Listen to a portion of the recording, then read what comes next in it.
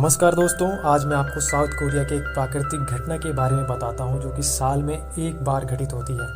चलिए कहानी शुरू करते हैं। जिंदो आइलैंड साउथ कोरिया का तीसरा सबसे बड़ा महाद्वीप है। अनेक छोटे द्वीपों के साथ मिलकर यह जिंदो देश के नाम से भी जाना जाता है। यहाँ के कुत्तों की जिंदो प्रजाति विश्व विख्यात है और साथ ही इस आइलैंड पर प्रतिवर्ष एक प्राकृतिक घटना घटित होती है जो यहाँ के स्थानीय लोगों के लिए एक जादू से कम नहीं है। जी हाँ, यहाँ पर प्रतिवर्ष साल में 2 बार जिंदो और मोडो आइलैंड के बीच बहता समुद्र का तेज बहाव अचानक शांत हो जाता है और इन दोनों द्वीपों के मध्य कुछ घंटों के लिए पानी का स्तर इतना कम हो जाता है कि इन दोनों को जोड़ने वाली एक सड़क पानी के बीच दिखाई देने लगती है। यह सड़क 28 किलोमीटर लंबी और 40 मीटर चौड़ी होती है जो कुछ घंटे बाद विलुप्त हो जाती है। इस रहस्यमयी सड़क को देखने के लिए पर्यटकों का जमावड़ा लगा रहता है और अचानक विलुप्त हो जाना उनके लिए एक जादू जैसा होता है। इस प्राकृतिक संयोग को जिंदो मोसेस मिरेकल के नाम से जाना जाता है। वहाँ के स्थानीय लोगों के अनुसार यह एक सच्ची घटना से संबंधित है।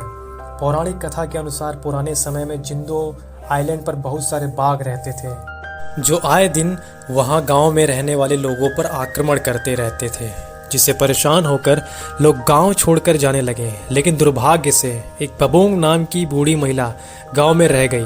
वह रोज समुद्र देवता से उसको सुरक्षित दूसरी तरफ पहुंचाने की प्रार्थना करती और एक दिन समुद्र देवता ने उसकी बात सुनी और बबोंग को सपने में अपने बीच से रास्ता देने की बात कही।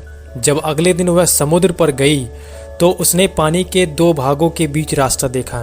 कहते हैं कि तभी से साल में 2 दिन समुद्र का पानी बीच में रास्ता छोड़ 2 भागों में बढ़ जाता है। जिंदो आइलैंड पर यह खास दिन जिंदो मिरेकल सी फेस्टिवल के नाम से सेलिब्रेट किया जाता है, जिस पर अनेक प्रकार के उत्सवों का आयोजन होता है जहां हजारों पर्यटक इस अद्भुत नज़ारे का लुत्फ उठाते हैं। लेकिन वैज्ञानिक इस पौराणिक कथा के विरुद्ध यहाँ होने वाले जादू की बात को नकारते हैं।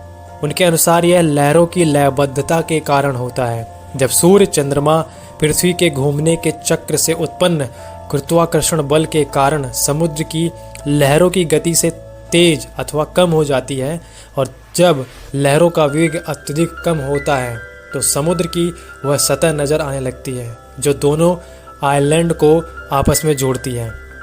तो दोस्तों, ये थी कहानी। उम्मीद है आप लोगों को ये कहानी पसंद आई होगी। अगर ये कहानी आपको पसंद आई है तो दोस्तों के साथ शेयर करें, लाइक करें और मेरा चैनल सब्सक्राइब करें। धन्यवाद।